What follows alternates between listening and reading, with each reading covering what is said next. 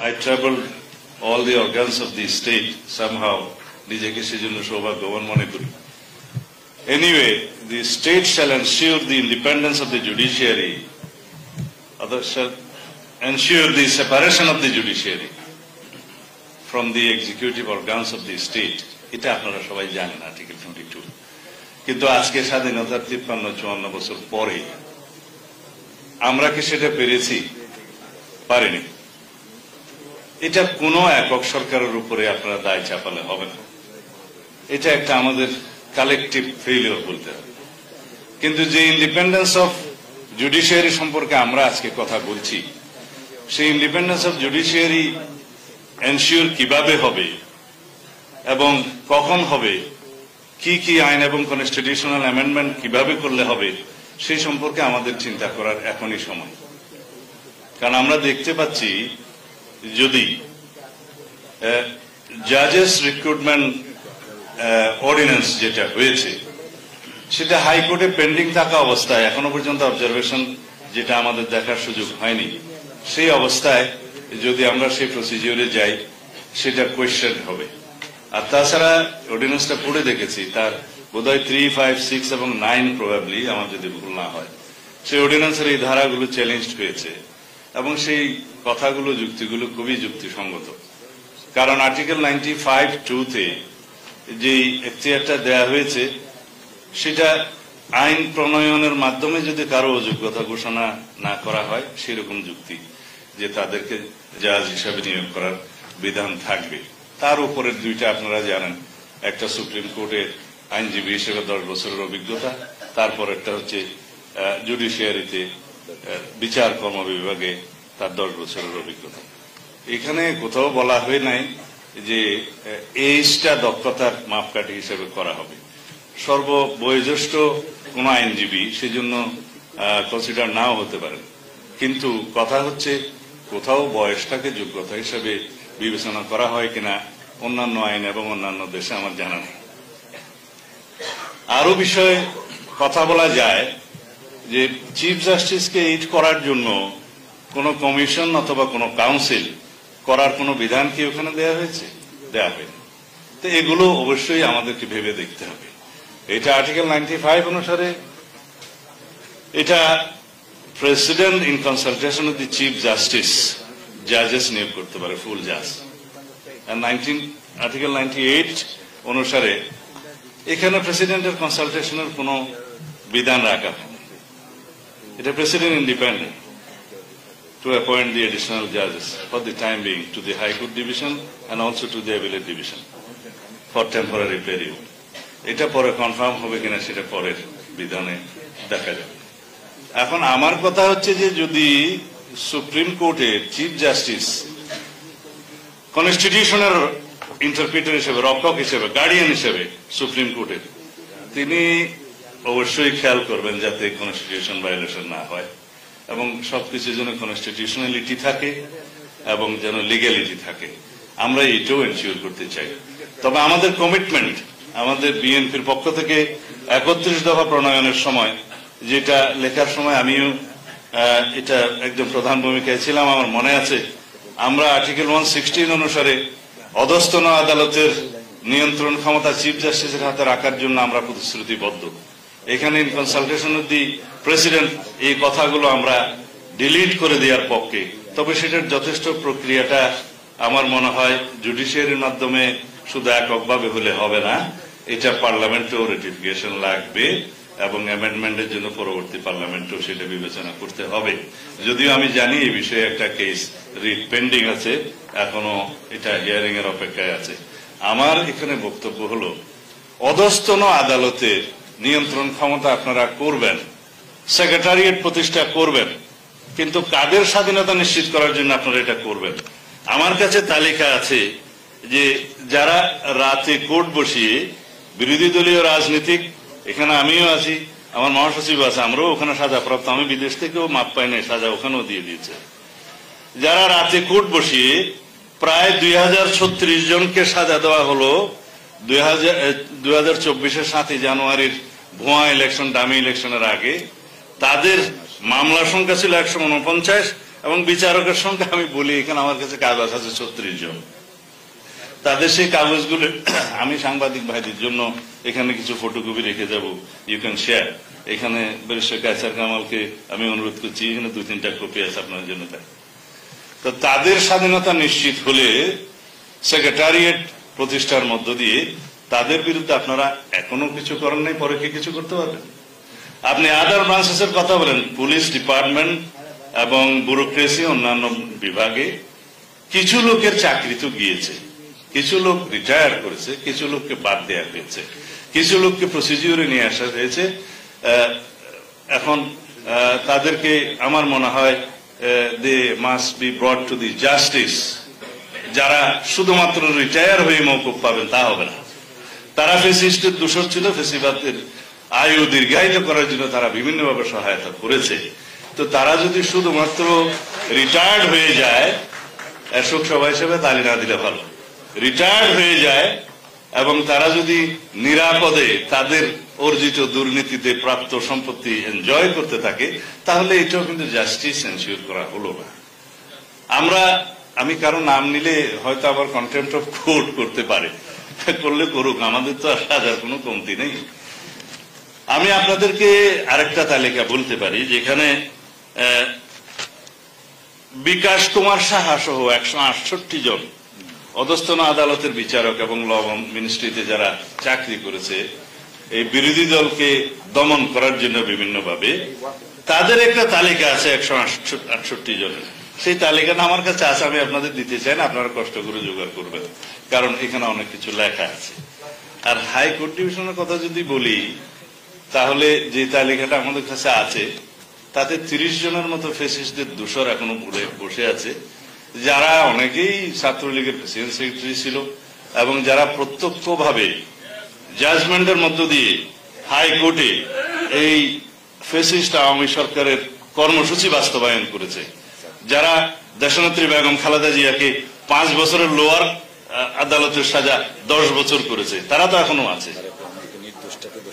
এবং আমাদের নেতা জনাব তারেক রহমানের কোনো বক্তব্য প্রচার করা যাবে না, সেই রায় তারা এখানে দিয়েছে এবং বিভিন্ন স্লোগানকে এনডোর্স করেছে, তারা এখনো আছে।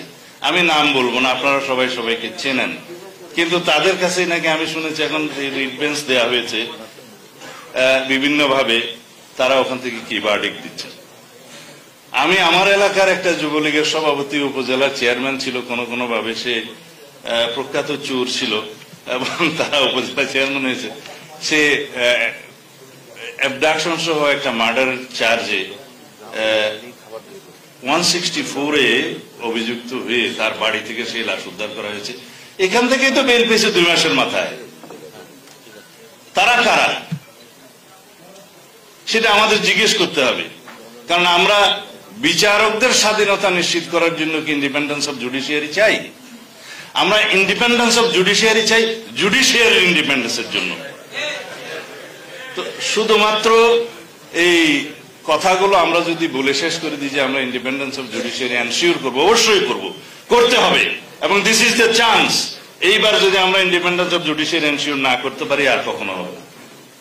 কিন্তু তার আগে ফ্যাসিস্টদের দোষর সেই 30-32 জন যারা হাইকোর্টে বসে আছে তাদেরকে অপসারণ করতে হবে, তারা যেন সেই ইন্ডিপেন্ডেন্সের সুবিধাটা না পায়।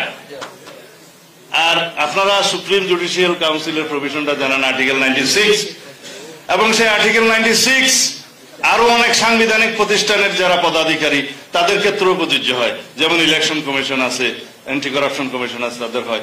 শুধুমাত্র একটা লাইন লেখা আছে যে তারাও একই প্রক্রিয়া অপসারিত হবে, যেই প্রক্রিয়ায় হাইকোর্ট এবং সুপ্রিম কোর্টের বিচারকদেরকে অপসারণ করা যায়। This is not much. আমি প্রপোজ করছি এর অনুবলে আইন প্রণয়ন করতে হবে, সেটা অবশ্য আমরা সংস্কার কমিশনের রিপোর্টে আমাদের পক্ষ থেকে বলেছি। সেই আইনের প্রেক্ষিতে তার অসদাচরণের জন্য, তার দুর্নীতির জন্য, অন্যান্য ইন্ডিভিজুয়াল ক্রিমিনাল লায়াবিলিটির জন্য তাকে যেন জাস্টিসে আনা হয়, তাকে যেন বিচারের পক্ষে আনা হয়, সেই ব্যবস্থা রাখতে হবে।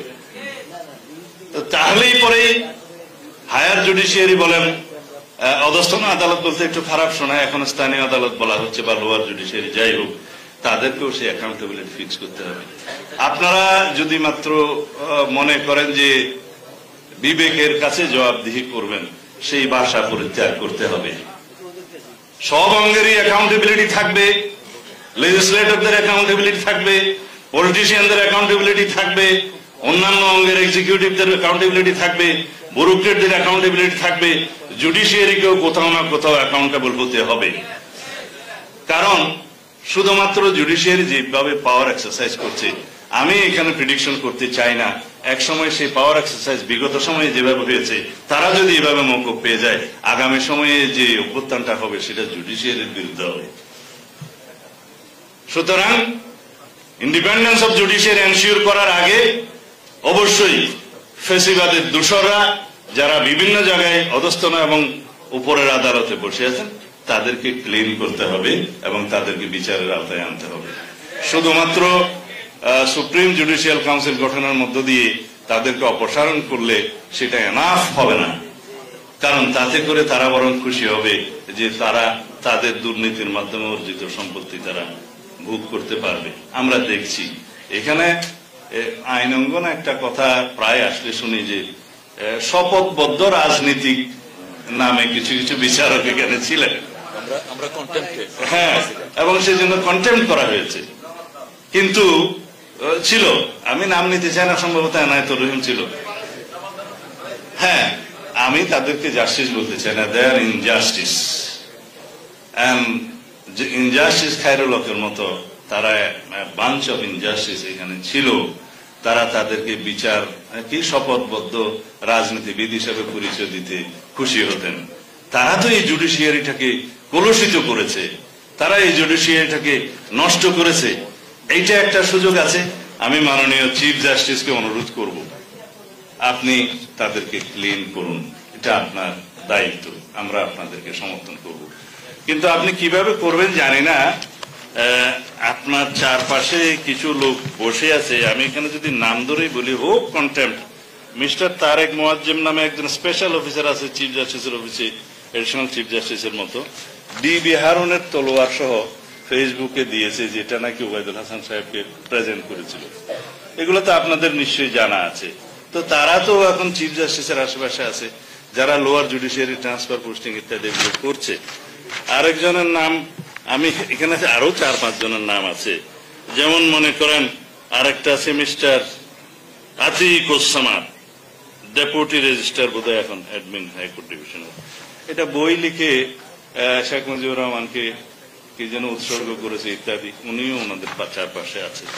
যারা রাতের কোর্টে আরো 3-4 জন আছে, আমি কাগজগুলো রেখে যেতে পারি, সাংবাদিক ভাইরা নিতে পারেন, কারণ এনারা তো সবাই লয়ার, হাইকোর্টে প্র্যাকটিস করেন। আবার কেউ নারাজ হয় সেজন্য হয়তো ওনারা বলতে চায় না, কিন্তু আমরা তো politician, we are at liberty to speak anything under the sun for the interest of the country and for the interest of the people.